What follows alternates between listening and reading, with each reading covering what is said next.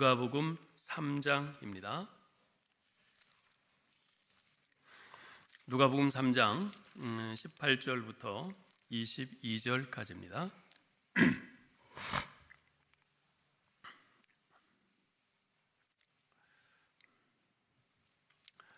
제가 봉독하겠습니다.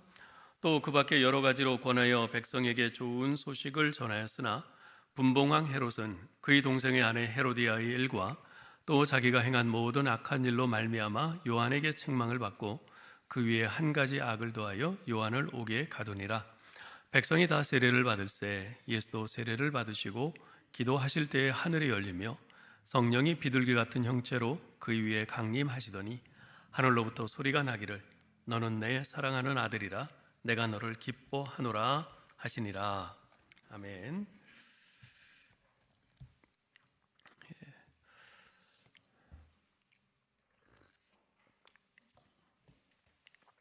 오늘은 학습 세례식을 거행하는 날입니다. 이 예식은 내가 이제부터 예수 그리스도를 믿는 자로서 예수님을 나의 주인으로 모시고 주님이 기뻐하시는 인생을 살겠다고 다짐하는 중요한 예식입니다. 그런 의미에서 오늘 본문은 오늘 학습 세례식에 참여하는 분들은 물론이고 이미 세례를 받고 신앙생활을 하고 있는 분들에게도 매우 의미 있는 말씀이라고 생각합니다. 왜냐하면 오늘 본문에는 세 명의 인물이 등장하는데요. 그들의 모습을 통해서 우리 하나님께서 기뻐하시는 인생을 산다는 것이 무엇인지를 우리가 깨닫게 되기 때문입니다. 자, 첫 번째 등장하는 사람은 헤롯입니다. 이 헤롯에 대해서는 죄의 악을 더한 사람이라, 죄의 악을 더한 사람이라 하고 이렇게 말씀을 합니다. 당시 갈릴리 지역은 로마에서 임명한 분봉왕 헤롯 안티파스가 다스리고 있었습니다. 이 헤롯 안티파스는 예수님이 태어날 당시에 왕이었던 헤롯 대왕의 아들로서 아주 상당히 악한 왕으로 정평이 나 있었습니다.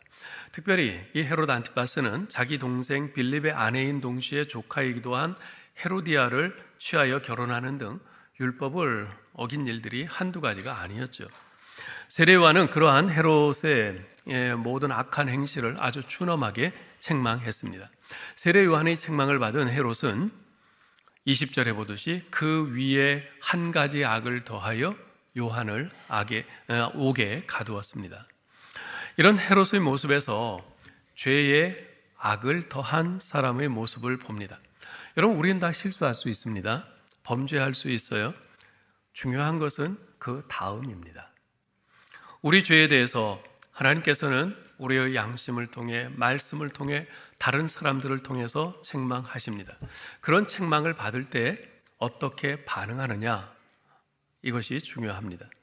앞서 10절에 보면 세례요한이 요단강에서 자기에게 세례를 받으러 나오는 백성들을 향해서 독사의 자식들아, 이미 도끼가 나무 뿌리에 놓였으니 좋은 열매 맺지 아니하는 나무마다 찍혀 불에 던져지리라 아주 준열하게 회개를 촉구했습니다. 그때 백성들은 그런 책망을 달게 받고 그러면 우리가 무엇을 해야 합니까? 하면서 회개를 했어요. 그런데 그런 백성들과는 달리 이 헤롯은 자신의 죄에 대해서 세례 요한의 책망을 받았을 때 회개로 반응한 것이 아니라 오히려 세례 요한을 감옥에 가둠으로써 죄의 악을 더한 것입니다. 여러분, 우리는 어떻습니까? 설교를 듣거나 성경을 읽다가 우리의 죄와 허물에 대해서 지적하고 책망하는 말씀을 들을 때 그것을 애써 외면하고 고개를 돌립니까? 아니면 정말 가슴이 아프지만 기꺼이 그것을 받아들이고 하나님 앞에 회개합니까? 성령님의 책망 앞에 어떻게 반응하느냐에 따라서 우리는 헤롯처럼 죄의 악을 더하는 비참한 인생으로 전락할 수도 있고, 회개한 그 백성들처럼 하나님의 용서의 은혜를 받아 빛의 열매를 맺는 인생으로 올라갈 수도 있는 것이죠.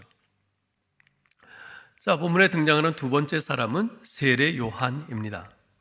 이 세례 요한을 한마디로 말하면 노라고 말할 줄 알았던 사람입니다. 세례 요한은 헤롯의 모든 악한 행실에 대해서 아주 준엄하게 책망했습니다. 그로 인해서 요한은 헤롯에 의해서 감옥에 갇히게 되었으나 요한의 자세는 변함이 없었습니다. 이 당시 왕은 절대 권력자죠. 자기를 반대하거나 마음에 들지 않는 사람 처치하는 것쯤은 일도 아닙니다.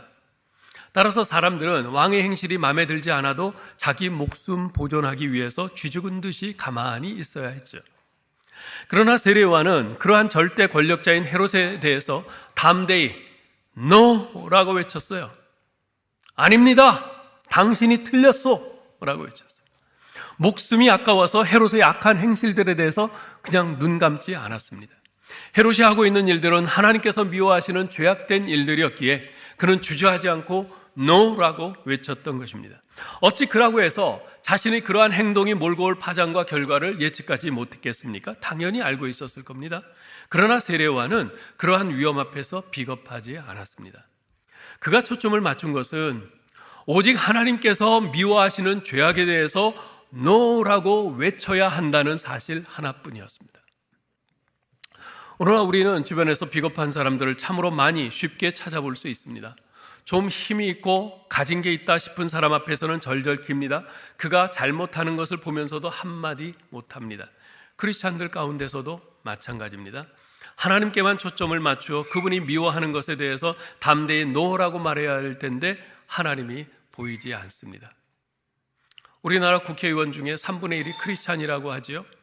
그런데 크리스찬들이 정말 자신의 왕이요 주인 되신 우리 하나님께 예수 그리스도께 정말 복종하는 심정으로 지금 국회에서 또 나라에서 벌어지고 있는 이 죄악들에 대해서 NO라고 외쳤다면 우리나라가 이렇게까지 되지는 않았을 겁니다.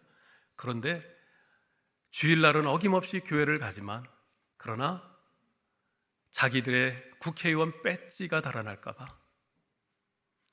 당리장략에 거기에 매여서 주님은 어디로 갔는지 사라지고 없고 오직 눈에 보이는 것은 눈앞에 권력자만 보입니다.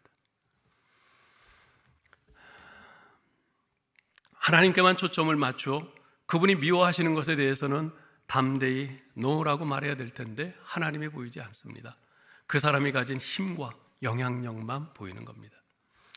조선의 7번째 왕인 세조는 자기 조카인 단종을 폐위시키고 자기가 왕이 된 사람입니다.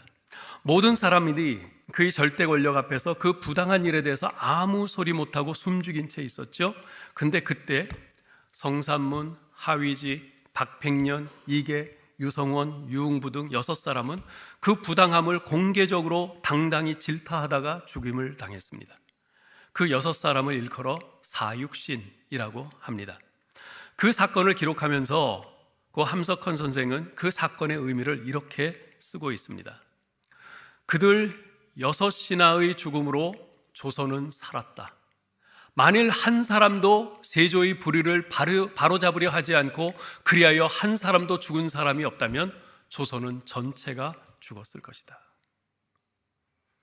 그 6사람이라도 세조 당신이 틀렸소 외치면서 죽어갔기에 이 나라가 살아있을 수 있었다는 겁니다. 사랑하는 성도 여러분, 예수님께서 십자가를 지시기 위해 예루살렘으로 올라가셨을 때 성전에 들어가시자마자 행하신 일을 기억하십니까? 성전에서 장사하는 이들의 상을 둘러푸시고 채찍으로 치셨어요. 그 장사치들은 제사장들에게 뇌물을 바치면서 그들의 비호화에 그 성전들에서 장사하고 있던 자들입니다. 따라서 그들을 내칠 때 제사장들을 비롯한 종교 지도자들로부터 어떤 압박이 올지는 안 봐도 뻔한 것이었어요. 그러나 예수님은 그런 것은 아랑곳하지 않으셨습니다. 오직 하나님의 사랑하시는 성전이 강도의 소굴로 변해버린 것이 가슴 아프셨습니다. 그것 때문에 거룩한 분노를 발하셨죠. 여러분, 무엇이 과연 바르게 믿고 바르게 사는 것입니까? 나 혼자 예수 믿고 천당 가는 것입니까? 만일 그것이 전부라면 예수 믿고 천국을 보장받은 우리는 더 이상 이 세상에 살 이유가 없습니다. 우린 예수 믿고 이미 구원 보장받았으니 그냥 지금 다 죽어야 합니다. 우리를 이 땅에 남겨두신 하나님의 뜻을 생각해야 합니다. 그것은 이 땅에서 하나님 나라를 확장해 가라는 것입니다. 의와 진리의 십자가 군사로서 모든 불의와 죄악에 맞서 거룩한 분노를 가지고 싸우면서 하나님 나라를 넓혀가고 하나님의 영광의 빛을 온 세상 구석구석에 비추라고 우리를 남겨두신 것입니다. 그런데 만약 우리가 그러한 싸움과 그로 인해 닥칠 그런 결과들이 두렵다고 해서 눈에 뻔히 보이는 우리 주변의 죄악과 부조리를 바로잡으려는 싸움을 하지 않는다면 어찌 되겠습니까? 여러분, 노라고 말하는 것은 쉬운 길은 아닙니다. 그렇지만 누군가는, 아니 그리스도인이라면 반드시 가야만 하는 외롭고 의로운 길입니다. 예수님께서는 우리에게 자기 십자가를 지고 나를 따르라 말씀하셨습니다. 사도 바울은 빌립보서 1장 29절에서 그리스도를 위하여 너희에게 은혜를 주신 것은 다만 그를 믿을 뿐 아니라 또한 그를 위하여 고난도 받게 하심이라 하고 선언하고 있습니다. 의를 위하여 고난을 받는 자, 그런 자는 복되다 주님께서 말씀하십니다.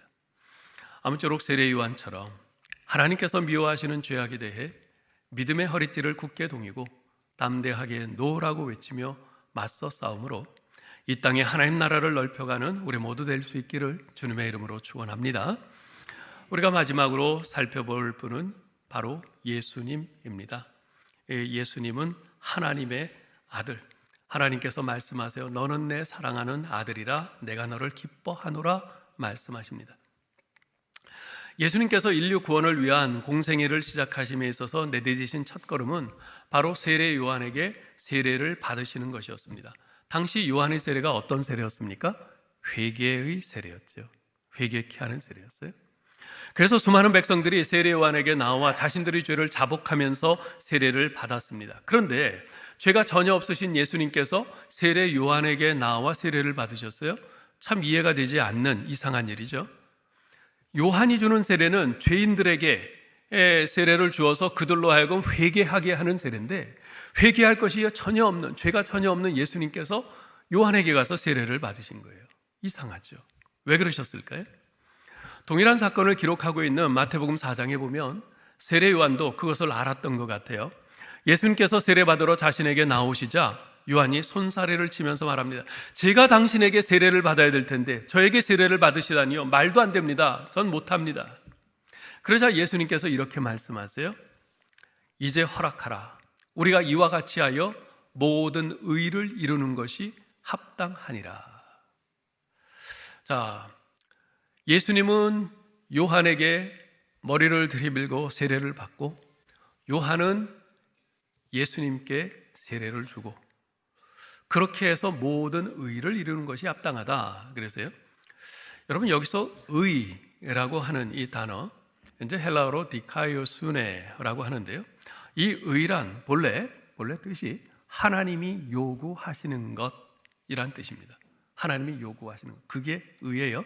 어떤 착한 일, 선한 일, 옳은 일, 그게 의가 아니라, 물론 그것도 의로운 일이죠. 왜 그런 일이 의로운 일입니까? 하나님이 그것을 요구하시니까. 어려운 처지에 있는 사람들을 돕는 것, 그건 의로운 일입니다. 왜냐하면 하나님이 그것을 요구하시니까. 남의 것을 도적질하지 않는 것은 의로운 일이에요. 왜냐하면 하나님이 그렇게 하라고 요구하시니까. 하나님이 요구하시는 것, 그게 의입니다. 마찬가지로 예수님께서 요한에게 세례를 받으시는 일은 하나님의 의를 이루는 일이었습니다. 왜냐하면 요한의 세례는 죄인들에게 주는 세례로서 그들의 죄를 회개케 하는 세례인데, 예수님께서 세례를 받으심으로써 모든 죄인들을 대신하는 위치에 서셔서 그들을 위한 구속사역을 담당할 수 있게 되는 것이기 때문에 그렇습니다. 그래서 예수님께서는 죄 없으신 하나님의 아들로서의 자신의 모든 권세를 내려놓고 겸손히 세례 요한에게 세례를 받으신 겁니다. 창조주이신 그분이 피조물인 요한에게 머리를 숙이고 세례를 받으셨어요. 우리 인간의 시각으로 볼 땐 말도 안 되는 거지만 그것이 우리 하나님의 의를 이루는 것이기에 기꺼이 그렇게 하셨어요. 이런 예수님의 모습은 우리에게 큰 도전을 줍니다. 일반적으로 사람들은요, 자신이 좀 무시당한다거나 사람들이 자기를 제대로 인정해 주지 않으면 발끈합니다. 그래서 요즘 청년 실업이 큰 문제라고 하는데, 실제로 일자리가 없어서 문제인가? 그것은 아닌 것 같아요. 우리나라에 들어온 외국인 노동자가 200만이 훨씬 넘는다고 그러죠. 즉 그만큼의 일자리가 있는 겁니다. 그런데 그런 일은 하기가 싫다는 겁니다. 왜요? 그런 일 한다고 무시당하고 그런 일 한다고 하면 결혼하기도 힘드니까. 중요한 것은 내가 어떤 일을 하느냐가 아니라 나는 내 삶 속에서 하나님의 의를 이루려고 하는가? 그것 아니겠습니까? 즉 나는 하나님이 요구하시는 것을 하는가? 아니면 내 본성이 요구하는 것을 하는가? 그것이 중요한 거죠. 예수님께서 그와 같이 하나님의 의를 이루기 위해서 자신을 낮추시고 기꺼이 세례요한으로부터 세례를 받으셨을 때 22절에서 뭐라고 합니까? 성령이 비둘기 같은 형체로 그 위에 강림하시면서 하늘로부터 너는 내 사랑하는 아들이라 내가 너를 기뻐하노라 하는 소리가 들렸습니다. 그렇습니다. 우리가 하나님의 의를 이루기 위해 내가 원하는 것, 내 본성이 원하는 것이 아니라 하나님이 요구하시는 것을 행할 때 하나님께서 너는 내 사랑하는 아들이라 내가 너를 기뻐하노라 말씀하시고 인정해 주실 것입니다. 오늘 학습 세례식에 참여하는 성도 여러분, 그리고 이미 세례를 받고 주님을 따르는 신앙생활의 여정을 걸어가고 있는 우리 성도 여러분, 예수 믿는 우리 삶의 목적은 단 하나입니다. 예수님이 그러하셨듯이 하나님이 기뻐하시는 자녀로서 사는 것입니다. 그 목적을 이루기 위해서 우리가 힘써야 할 것이 무엇입니까? 오늘 본문에서 어떻게 하라고 하십니까? 첫째, 나의 죄와 허물에 대해서 성령께서 책망하실 때 성령의 음성을 외면함으로써 죄에 악을 더하지 말고 겸손히 회개로 반응해야겠습니다. 둘째, 하나님께서 미워하시는 죄악에 대해 믿음으로 담대히 노라고 외치면서 맞서 싸움으로 이 땅에 하나님 나라를 넓혀가야겠습니다. 셋째, 하나님의 의를 이루기 위해 내가 원하는 것, 내 본성이 원하는 것이 아니라 하나님이 요구하시는 것을 행하기를 힘써야 하겠습니다. 아무쪼록 오늘 이후 이와 같이 겸손히 주님의 뜻을 받들어 하나님이 요구하시는 것을 행하며 순종하심으로 하나님이 기뻐하시는 하나님의 자녀로 살아가는 우리 모두 될 수 있기를 주님의 이름으로 축원합니다. 하나님 아버지, 우리 주님이 그러하셨듯이 우리 하나님이 요구하시는 것을 내 삶의 가장 중요한 삶의 목적으로 여기고 사는 저희들 되게 하여 주옵소서. 내 본성을 따라서, 내 욕망을 따라서, 이 세상의 요구를 따라서 사는 것이 아니라 하나님께서 내게 원하시고 요구하시는 것을, 그 하나님의 뜻을 붙잡고 살다가 고난을 당하게 되면 기꺼이 고난도 당하고, 손해를 보게 되면 그 손해도 기쁨으로 감당하고, 남들에게 무시당하면 기꺼이 무시도 당하는, 그러나 결국 우리 하나님께서 너는 내 사랑하는 아들이라 내가 너를 기뻐하노라 하시는 우리 하나님의 칭찬과 인정받을 것을 기대하고 소원하면서 기꺼이 하나님의 요구를 따라 사는 우리 모두 되게 하여 주옵소서. 예수 그리스도 이름으로 기도하옵나이다. 아멘.